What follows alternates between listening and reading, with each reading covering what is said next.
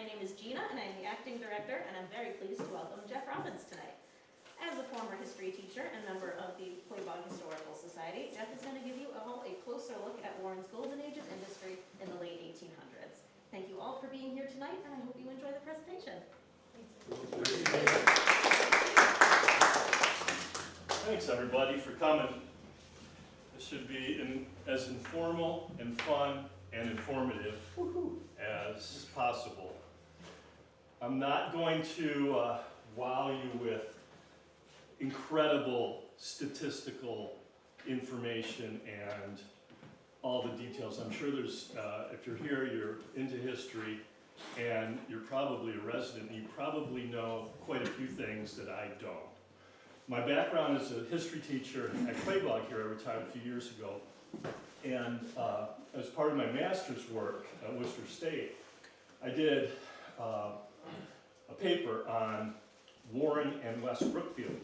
And even though those two towns are a little bit different, they are different. One agricultural, one a mechanical. And that has to do all with the Quabog River and having enough flow to have steam or water power, and then steam power, since all the factories were here. So you have this real mechanical know-how and this huge growth. And I found that between 1870 and 1900 was the peak.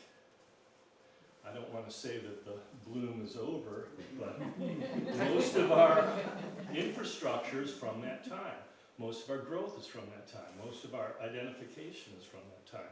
Most of our ancestors probably, if they came here, they were involved in one of the things I'm going to talk about tonight. So, on with this. I really want to thank the library and the Board of Trustees for inviting me here, and thanks to all of you for coming out. Again, this is just going to be broad strokes, but then I'll be able to give you maybe some interpretation about how this Warren community came to be. Here we are in the library, the Western Library. I'm sure most of you know that there was much confusion about Weston Mass and Western Mass.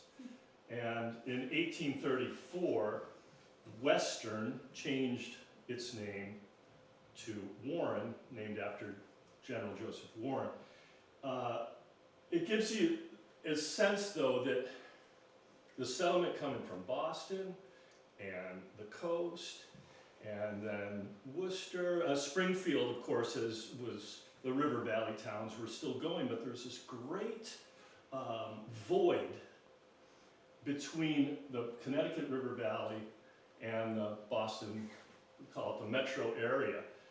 That's why this place was so far out. It was Western. And of course the name has changed.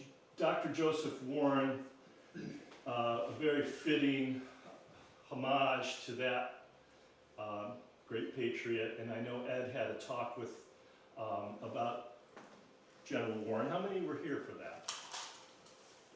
Great. Well, for those of you who weren't, Do you remember any of it? I can give you a little bit of background.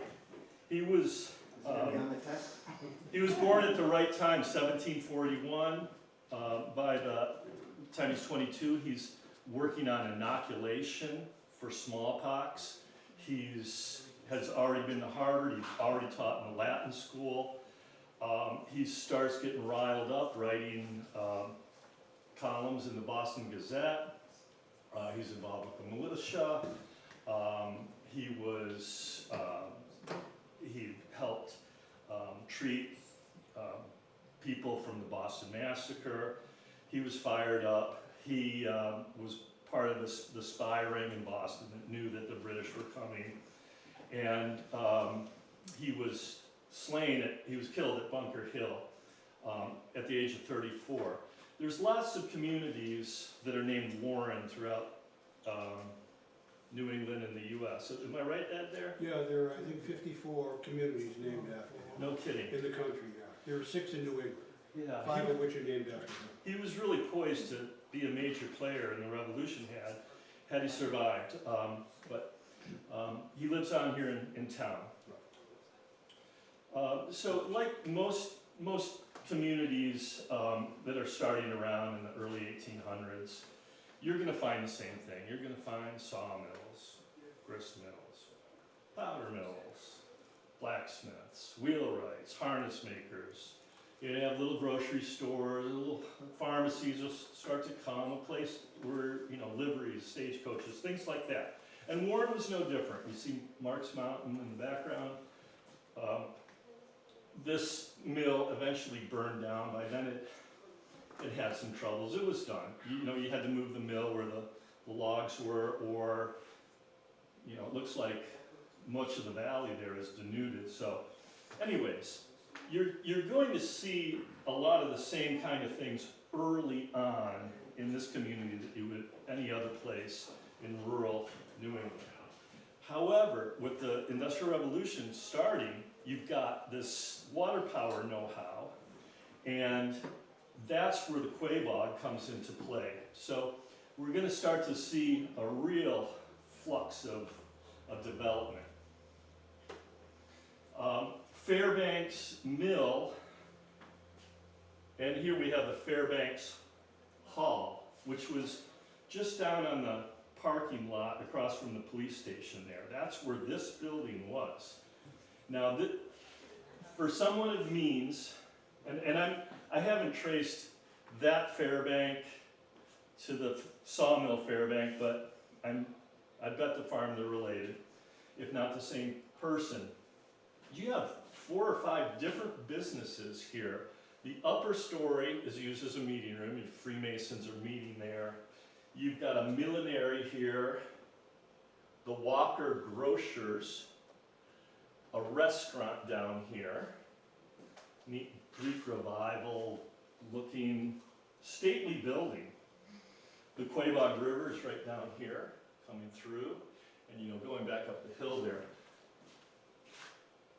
A very common kind of well-to-do, this is quite a town, actions happening, deals are being made. It burnt in 1868, but they wasted no time in creating a very similar building. And by now, this building is a shoe manufacturing. Although there's still a market down here, so, similar to those mixed zone buildings we have now. This is the Benjamin Tripp boot manufacturing building. And we'll spend this is on the site too of if you look back, there's a great blue map, like a blueprint kind of map, in the museum, back in the corner that has, it's the first map I've seen that has the scythe maker, the livery stable, this house, that house. There's no structures as we know. But there was a Major Andrews who lived here, and he had, on this site was the Goose and Shears Tavern. That just tickles me to think of that. But here we have something common to most of our towns around here, which is shoe and boot manufacturing. And I'll just take you on a little tangent about my interpretation of the well-known boot and shoe industry of the 1800s here in New England, here in this community, here in this area. It starts with the glaciers. They move through. They deposit till. They kick up hills. They deposit more till. You have land that looks gorgeous and beautiful and rolling, but it is not suited for planting. It's too rocky. It's got kettle ponds. It's the perfect place for animals. First sheep, then cows. So we have a strong dairying area. And with this Industrial Revolution, what are we going to do? What will you do with leather? And that's where the shoe industry comes in to play.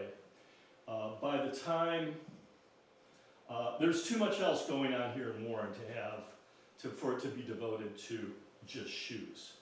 but North Brookfield, Spencer. West Brookfield had a fairly decent shoe and boot industry, and a lot of that is also bolstered by working at home. They're called 10-footer shacks, or you have your little workshop where you can take some work home, and maybe part of the family is working on this, and you're pegging soles and working on uppers, whatever.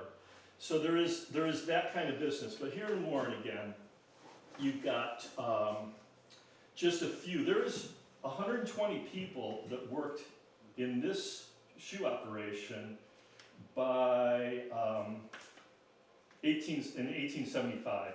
And in this picture alone, I don't know when it was taken, but there's over 40 people here, and there's hands up here. There's at least 60 people there.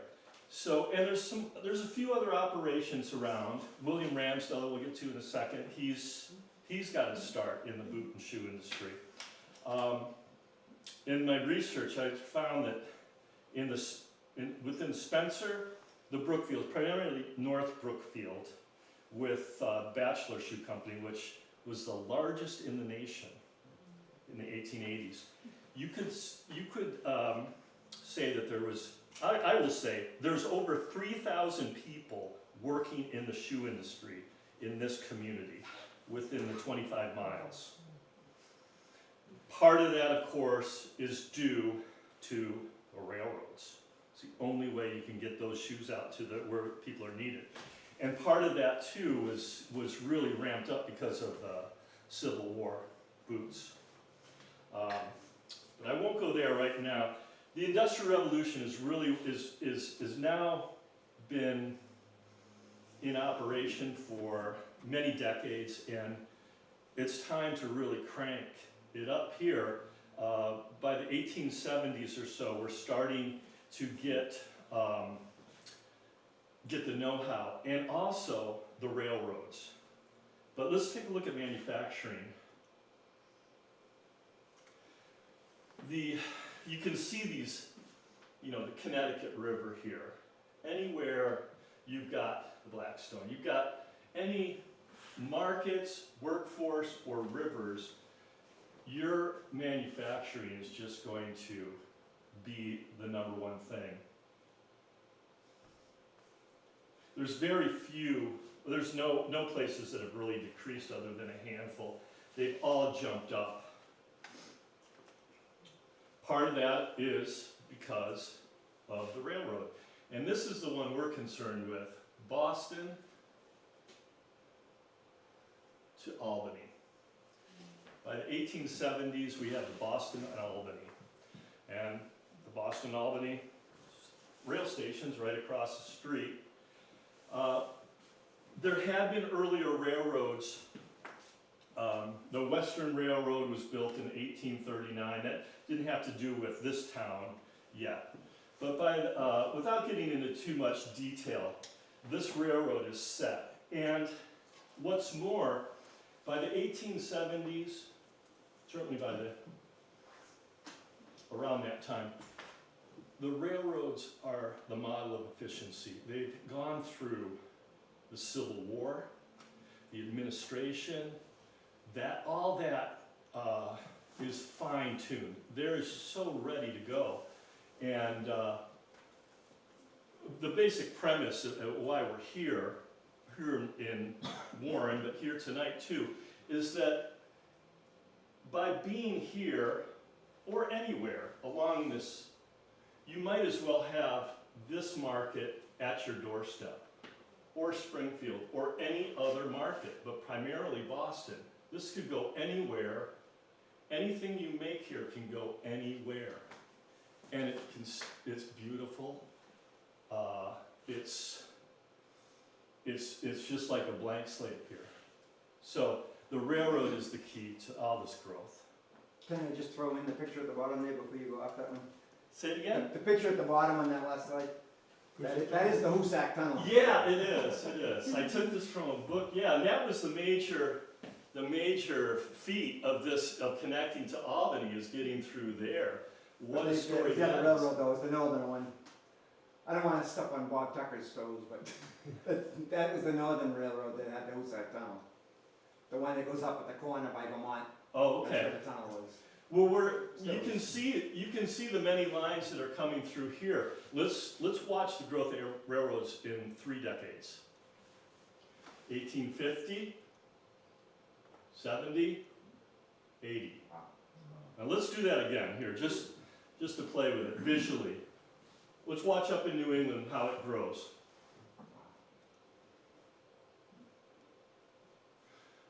That's advantageous to this community. Can we do it one more time? I love seeing the Midwest. I'm from Michigan originally. Watch the Midwest. So we have markets now available, not just Boston, but anywhere. Anywhere that these railroads go is a potential client. Not to say that the things that are built here aren't built anywhere else. But for a brief time, for those 3 decades or so, they are some real specialized stuff. And one more time on the South. The South is so fun to I'll see do it this as grow. many times as you want. Whoops, wrong one. The South.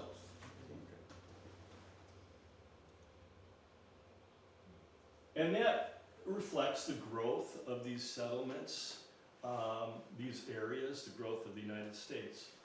So the railroad is a key component to our growth here. Can I make a point, Jeff? Sure, please. If you go back here, that's one of the reasons they lost the Civil War. Yeah. The poor railroad network. They couldn't get men and ammunition and animals where they needed to, as opposed to what happened up north. They just didn't have it. Right. Anyway, just No, good point. another Thank you. useless fact I knocked out for that. Okay, next one. Well said. Here we have the Warren Cotton Mills. This is number 3 mill. We're not going to spend a whole lot of time on the mills, on the textile mills. They consider them our anchor, but most towns also had an anchor of excellent textile mills in New England. And when you drive around, you can see them all. This thing that makes us so special is being on the Boston-Albany Railroad and having a rock-solid base, which is the Warren Cotton Company. And there's a number of mills. I just love seeing the pictures of the workers who are out. This is a special time. Photography is an early thing. If you look back, you can see some of the employees in the window. This mill was down, as you're going through West Warren, down, you get to the light and it's past, and then there's Albany Street where there's a train station, and right in back of the community center area where those brick building tenement houses were. This mill burned in the 30s. It was always water power. How long did the children, when was child labor? Was that still child labor time, or was that past that? Well, they look young. Yeah. Child labor the real laws don't start until the teens, I believe. So they could be workers, they might not. Oh, for sure. Yeah. Child labor laws? New Deal, too. Yeah. New Deal, yeah. Some states are starting to, look into it, but, Yeah, 1950 and 1920. yeah, the progressive era. But were most of these people immigrants too? I don't know when this was built, when this picture was taken, but I gotta think that they were. French and I Polish. gotta think some of them were. French and Polish. Yeah, in West Warren, you had a huge Polish migration. There's these waves of immigration. So that's something I won't touch on too much here. Just in terms of Warren Mills, the cotton mills, they are bought by Thorndike Mills by the 1890s. And then the Depression hits, and William Wright Company comes in from Orange, New Jersey, and buys literally the whole town, the fire department, some of the much of the housing, all the mill buildings, and makes their specialty products, many of which are in that second cabinet up on the top right. The things that are added to sewing, or the home sewers, or the things that are the cuffs, the different add-on, that are, The seam binding and all the rickrack. yes, yes. And that niche allows that to flourish, and I'm sure there's folks here whose families worked there at the mill. Let's go to another mill. This is Sales and Jenks, and they made what's called a casimere, which is a very fine woolen twill. If you see like the broad, the tail coats that gentlemen wore, and the striped kind of trousers and herringbones, a real fine twill. That's the Sales and Jenks mill there. This is looking at the bridge as if you're in West Warren. That's where the William Wright, main mill would have been. This burnt in 1892. But we can pull out some details from it. So that's the dam that's still there in West Warren, as you're saying? This is no longer there, but on the very same footprint, the corner mill is there. That's okay. Is the Yeah. right mill. And there's the bridge. The river would have been here, the trace there. And let's look at the workers. There's Mr. Jenks right there in the bowling hat. Looks like more women than men. This is a specialty product. This casimere woolen twill is very fine wool. Your pantaloons, your breeches, and all things that people wore back then. Let's continue. This, we could go on and on about the mills, and I have some information as we come up later. But this, let's turn and let's move towards the steam pump company. L.J. Knowles got his start worked in textiles. He was a machinist. He was mechanical. He's figured out by early 1860s and built his first pumps where the building where Mason's Grill is, how to move water. And that is going to be an important operation in the late 1800s. Mining applications needed to be able to remove the groundwater, go deeper. Cities are being built. You've got to move water somehow. Railroads need them. Ships will need them. Is that the first site up here, the Warren Pumps? That's not there. That's the same business, site? though. Okay. This is a business that is right across the street, up Cummings Pond Road, just on to the right. That's where this would have been. We're looking downhill, and within the intersection of Cummings Pond Road, I would say 3 or 4 houses. Would you agree, Barbara? Yeah, Pat used to live on that street. Yeah. We live on it. 3 or 4 houses up, and that's probably where It's that, right across from the old company. yeah. They have access to the railroad. They build this in, I think this is built in 1879, I believe.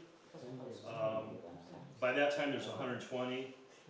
This is a business that is got incredible upside and will for a long, long time. So let's take a look, let's break it out. There's a brass foundry that is up the road a little bit from there. And then this is the, the operations, the manufacturing of the actual pumps. Let's look at this crew. Those are your pretty hardcore mechanical people in town in 1880. Now it's all men. Yeah.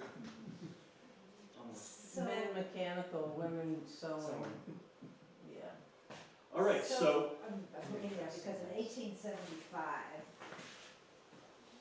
the man who lived in my house was working at Oh, yeah? Pump shop, and I mean, I know what he looks like because I have pictures of him. He's probably in there. He's probably in there, he was just a young guy, he was like in his early 20s. Well, at the time. this generation and their sons and daughters, it's likely that they continued on. And we'll talk a little bit about how that happens. I think this is a good time to do this real quick. By the 1880s, they're making 5,000 pumps a year. They're going all out to big municipalities. In 1896, they are sold to East Cambridge, Massachusetts, along with their patents. That's the end of the story.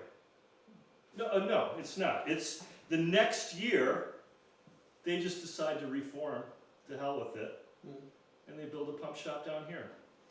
By the time the courts catch up with it or whatever, there's new patents, they're going strong. And by 1904, that's their first contract with the Navy. They, Circle, I think, still probably as a government contractor. But it is, right? How many people have relatives who have worked at the pump shop? Great. Thank you. Thank you for their service. I mean, World War II comes around, every boat in the Navy has their pumps. Okay. Mr. William Ramsdell, an early, stately man here in Warren, he's one of the investors for the new pump shop. He had, in the same building where Mason's is, where Knowles built a little pump, he had a little shoe operation. He's doing everything. He's making it happen. He's into real estate. He gets into banking. He builds. He buys this part of the street, of Main Street, and builds the Hotel Ramsdell, which is still there on the corner, except for the part that was damaged by fire. So it's only 2 stories now.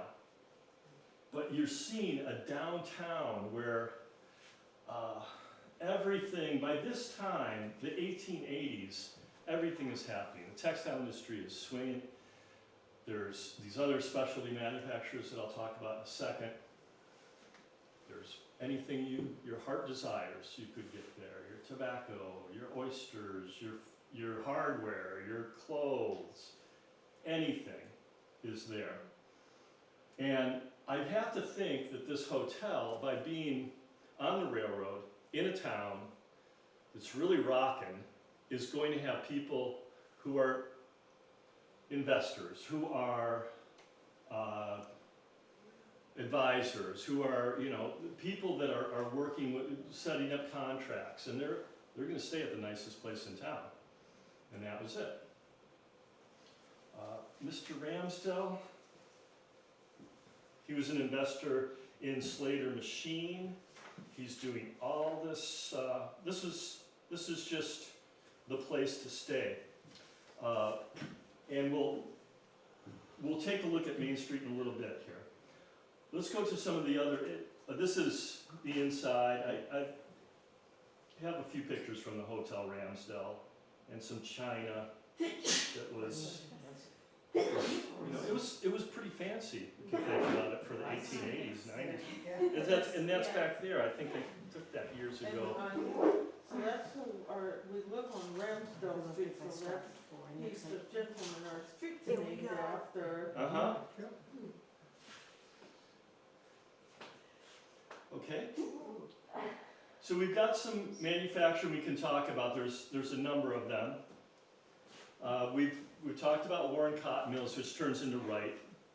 We talked about Sales and Gents, which make that woolen twill. There's also this M.K. Whipple made satinette, which if you weave, let's see, the weft is the longest, and that's cotton.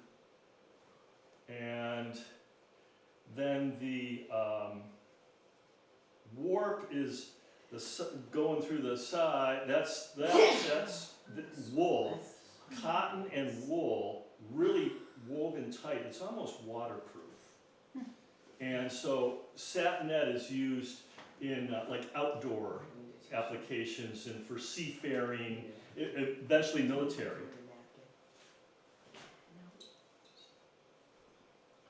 Bradford Yarn Company was where the fire station is across the river. Big, big building. I'm not sure where Whipple, I was straining my eyes in the map. I don't know where that is, but all these others we talked about where they are, these, you know, down in West Warren.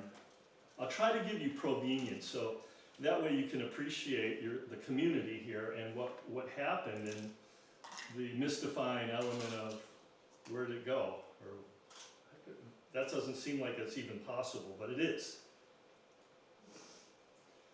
We've talked about that, the boot and shoe, Warren Pumps. I should say that with Warren Pumps here, that Mr. Knowles was put up money for this library along with Nathan Richardson. So I'll talk a little bit more about how community members would give back. This is a fascinating company, just one of the little niches that was part of this specialty manufacturing. Down towards West Warren, as you approach the hill, there's an old garage that's there that's in rough shape, but that's Moore Street, right on the next street, and that house that Mr. Ranka lived in is the Moore House, and that's where he made his ink. You take pigment and varnish and some kind of binder, and you can make ink. And so I'm thinking he gets his supplies off, you know, orders them off the rail. I don't know about his glass bottles. I know we have them here, Yes. of course, and those had to come off the rail. I don't see any information about glass manufacturing. The Excelsior school ink was almost everywhere. It was I like to think of it almost as the Ticonderoga pencil of the 1800s. But that ink, there was a Warren resident who was out in California who sees it. It was by far his main product. Excelsior, there's Moore's Merchants and Bankers Writing and Copying Ink, Zula Black Writing Ink, and laundry bluing. How many people know what laundry bluing is? For those who don't, it's a fine blue iron powder that you put in when you're washing whites. And somehow it makes the whites look brighter. It's called a bluing agent, but rather than, well, I'm not sure how it works, but he made apparently the best laundry bluing according to many people. So this kind of company is going as well, along with these other things that we know and can understand, that there's textiles, there's the pumps, now we've got ink, what else? With the mechanical know-how and the advent of electricity, we've got the Slater Engine Company who's building electrical railroad cars, like interurban car engines. They're not building the cars, the engines. They're down where Perkins, who buys them after only a handful of years. Poor management, perhaps. Not sure what happened with Slater, but they go out of business. Perkins buys them. Folks like Ramsdell are investors in those companies. And Perkins, I believe, went into the 80s or the 90s. Did anyone have family who worked at Perkins Machine Shop? That's over where Warren Pumps is too. What else, Ed? Let's see. Mr. Crossman.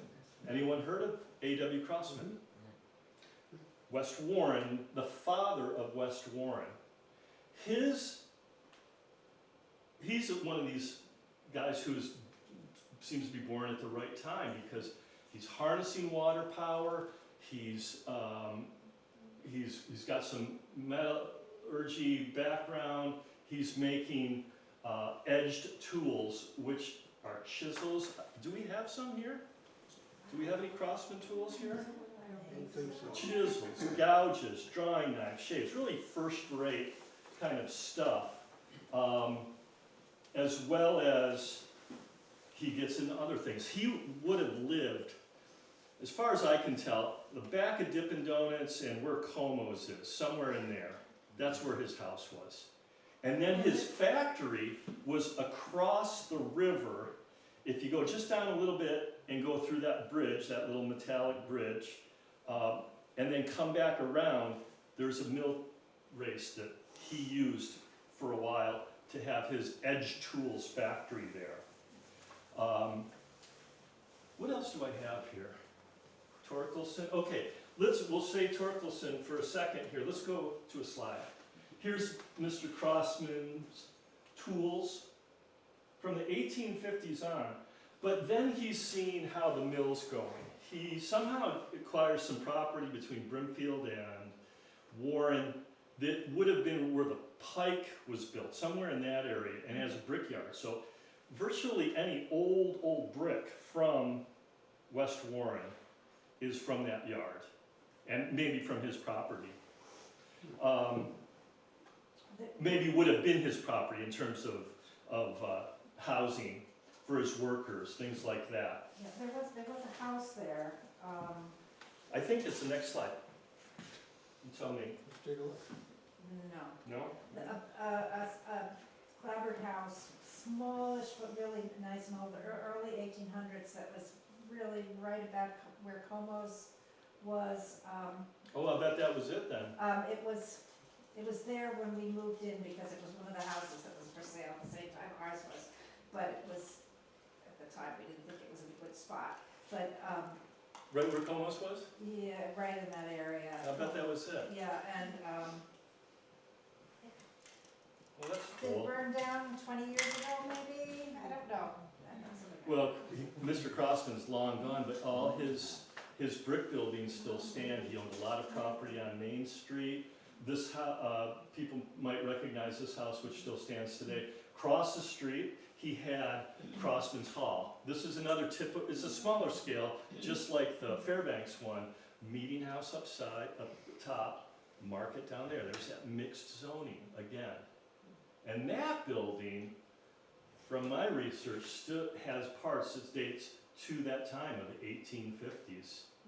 You know, these Gothic touches and those details there, that's an old building. Fortunately, still going. How are we doing on time, by the way? Yeah, we have plenty of time. All right, Torkelson was Reinhard Torkelson was a Norwegian man who was involved with firearm production in Connecticut, I believe, came up into Massachusetts in Worcester. He had a shop. He's developing patents, quite a few of them, and this building is underneath the underpass. As you go up Maple Street, just in Lower Maple, there is a brick freight house Warren Roofers has now. Behind there, if you were to skirt past there, this is where this gun factory, which he had a couple others. He had one in Worcester, and one we think in Hartfield, or there is no Hartfield, Mass. I think it's a typo. I think it's Hatfield up on the Connecticut River. But double barrel shotguns. And Old Worcester was the brand that was sold by Sears. And pretty good at the time, from what I say. They're still out there on the market. Ed did some research, and there's still some that are out there. They're unique. Yeah, they are. I mean, they're old and they're not really worth a lot, but they're out there. There's one right over in the corner. There's one in the farthest corner. When the camera comes down, you're encouraged to see it if you want. But this is a unique thing. Supplies are coming in on the train, and rifles are going out on the train. You couldn't have something like this that would maybe be as successful as it was without that railroad. The rail siding is still in the woods in there, down in that, the little bit of the rail siding. Yeah, It's scruffy back there, I know. I'm not sure what's there. I know this building burnt down soon thereafter. It was owned by Monarch Valve Company. They took it over, I think, in 1905. It was called the Rebuilding.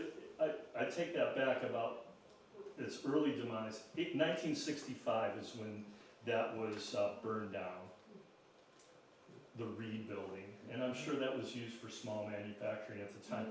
There's another picture that shows where it would have been in reference to Marks Mountain, not Max Mountain. You've got to be careful with these early sources. But it's a real distinctive look with that almost a pseudo-international style in a way of this long. That is Torkelson Rifle Company.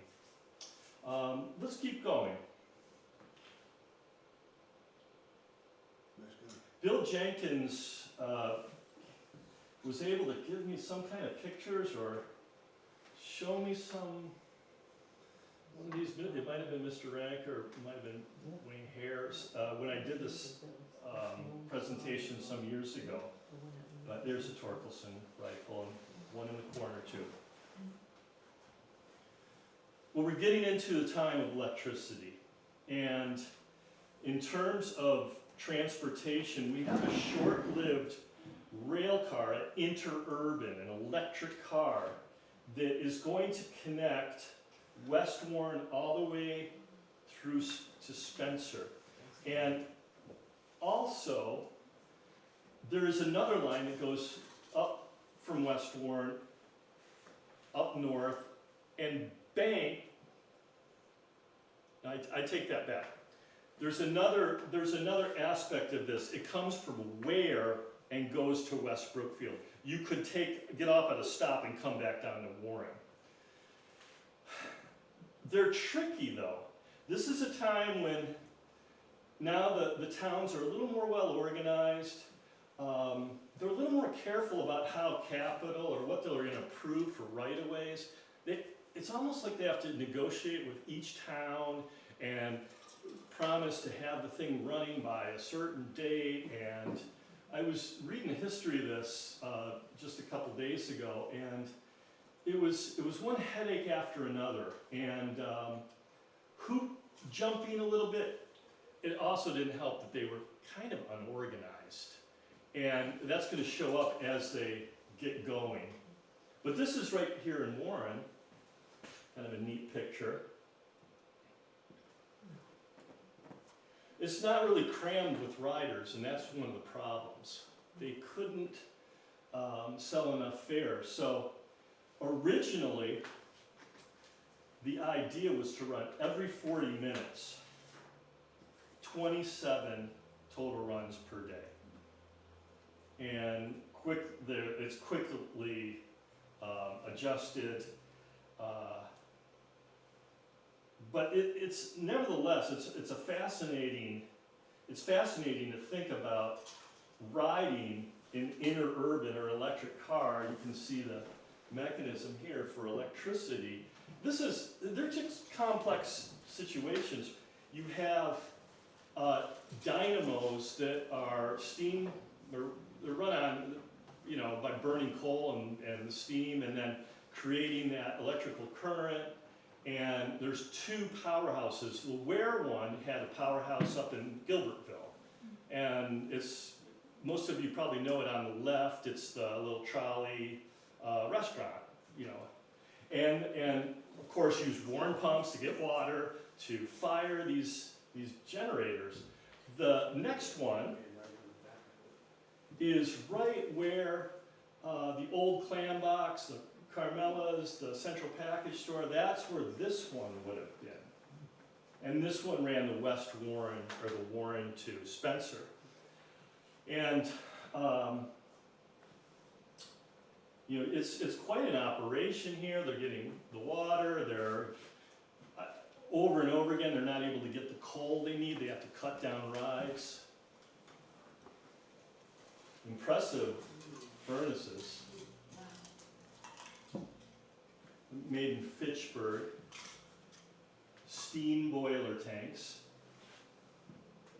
So if you're not able to get the ride, or then you have to keep upping the fares, it just, I know I think it said 1917, but really by 05, 07, it's really struggling, and we're coming up to a time where automobiles are gonna take over anyways.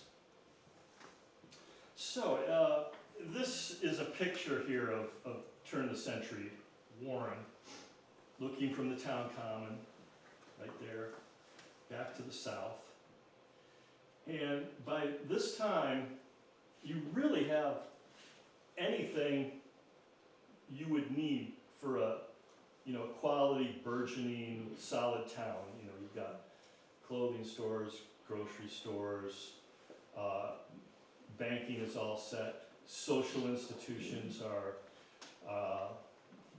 varied, numerous, churches are strong, there's a great civics like the Warren Herald. There's so many things I wish I had more time to go into, but I really just wanted to paint this very basic picture about everything that's going on, and in doing so, I couldn't get to those things. But we recognize some of these buildings, I'm sure, and others are maybe a mystery.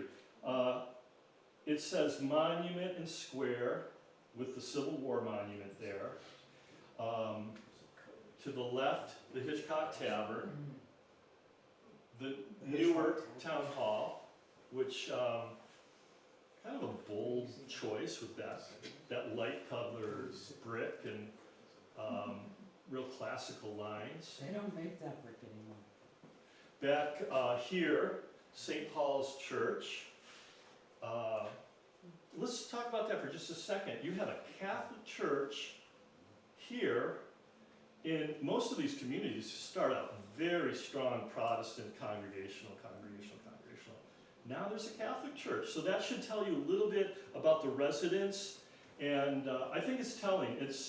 I turned around up there on the way in just to take a look there, and it's going very strong. Parking lot was full, so a big part of the community. As would this building be, which is the high school.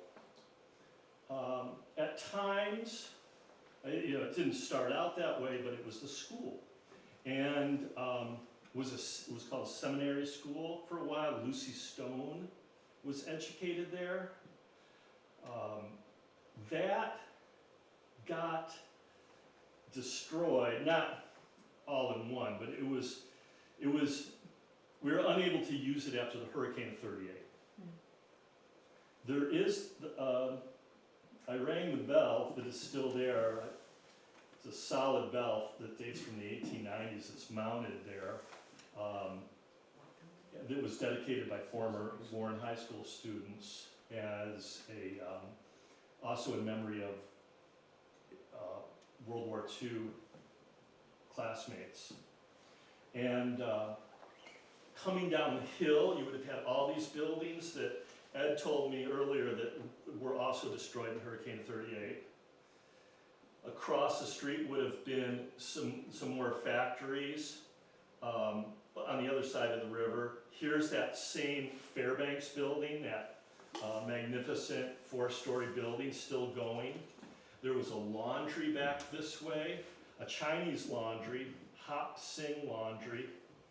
There's also a Chinese laundry that dates from around this time in a restaurant called Sing Hop. Is it a restaurant? I think it was a laundry too. Sorry. Yes. I've been on a crash course here after not thinking about this for a while, but there was a Hop Sing and a Sing Hop, so maybe the same families or some kind of connection.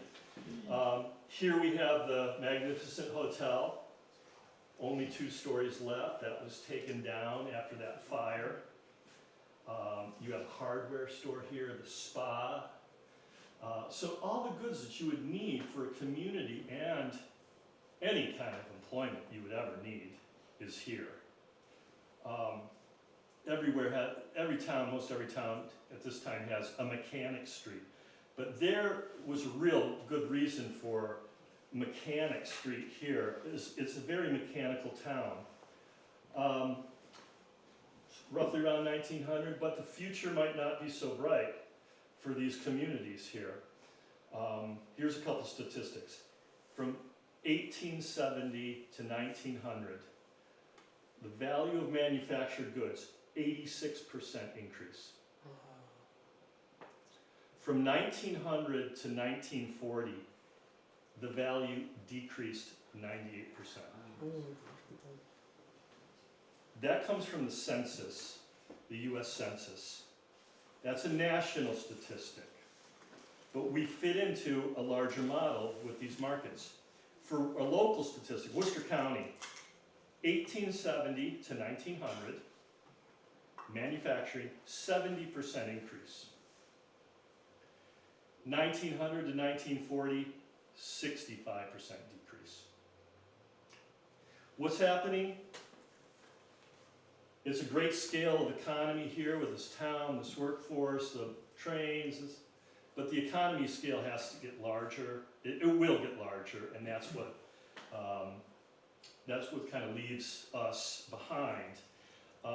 Urban areas are growing. You've got immigration, lower wages. You just can't compete in those markets. Warren Pumps is. The machine shop is, there's still that infrastructure. The textile industry will go. But these smaller things that really also need to happen are. There's labor. This is what made this community so viable at the time. You've got no labor unrest, you've got no unionization issues, you've got no political discord. It's a more or less well-treated, good work environment for the most part. The workers are valued in that respect.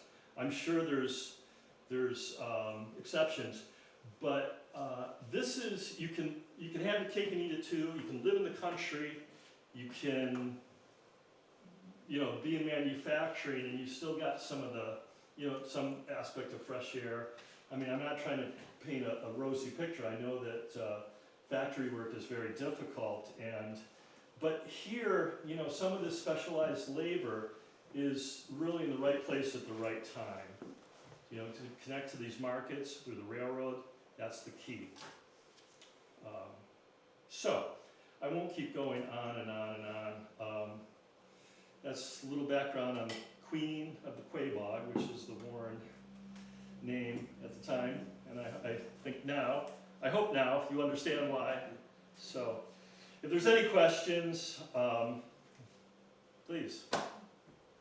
One point I'll make, the longest continuously operating business under the same owners and names in Warren is Breezeland Orchards.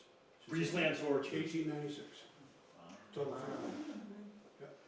There is a great agricultural element here, and some of those, they would have used the rail to ship out. Oh, sure. Yeah, well, that's good. The Shepherd Farm Thankful was for the Tuttle family. the Shepherd Farm was the longest continuing farm. 17, One family, I think, was 1715. 300 years of farming Yes. out on East Road. So, the town was like the two towns, the Warren and West Warren, were the two pieces of the town were, Yeah. different, had both agriculture and manufacturing. When I did my talk on Nellie Northrop before this and talked a lot about, it was 1875, and she would go down the street, as they called it then, and probably still call it now. And there were more than 4 doctors, there were dentists. Sure. She was buying bread, she was buying meat, she was, everything was right there. And her ne'er-do-well father, who had pretty much abandoned her, was one of those bootmakers. Sometimes worked at the boot shop and sometimes housed himself at the hotel because he drank too much. But,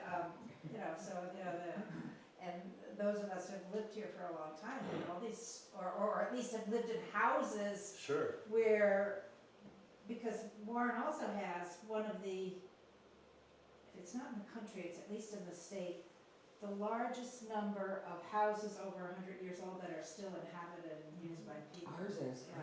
our house was built in 1882. Yeah, I think it, I That's don't, incredible. yeah, it's incredible. And you know, in some ways, there's, my mind is thinking a little bit of a downsize.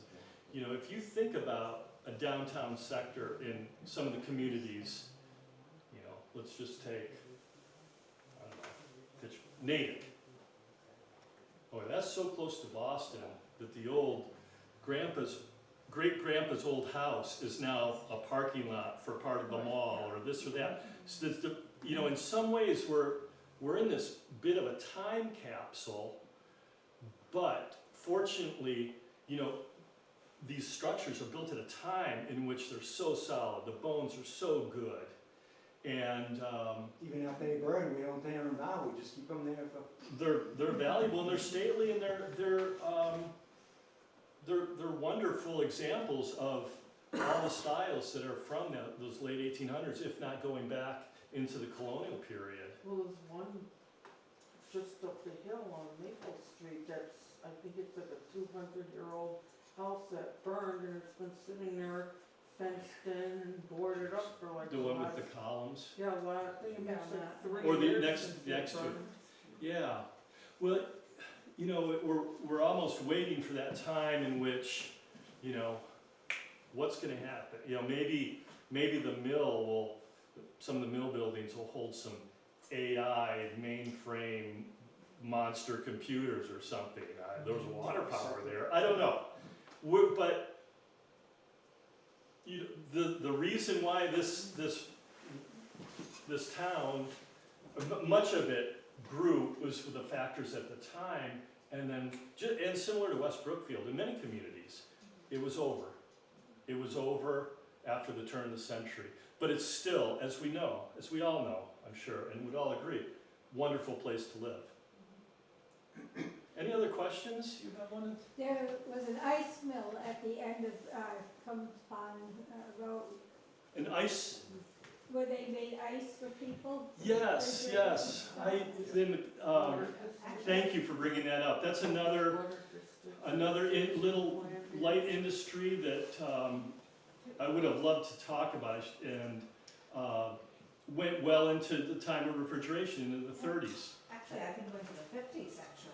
Did it? Yeah. At least I had heard that. I mean, Sure, I can believe it. I'm sure that, you know, ice had to be 10 inches That's right. thick, at least, and I saw a sign for, well, a lot of what I've taken from this came from research I did for my thesis there, but much of it comes from Sylvia Book's history of Warren, West Warren, a town in the making, 1741. She wrote it in 91 for the. I came to look for that the other day and it wasn't, I came to look for that the other day and it wasn't here. Is that the one that goes here? It is, but I know it's been into the reference desk, right, Tina? Yeah, I don't think it's out on the shelves, but ask someone, a staff person, and they'll get it to you. You know, many of the photographs that I've used here and the people are here. There's a great section on homes.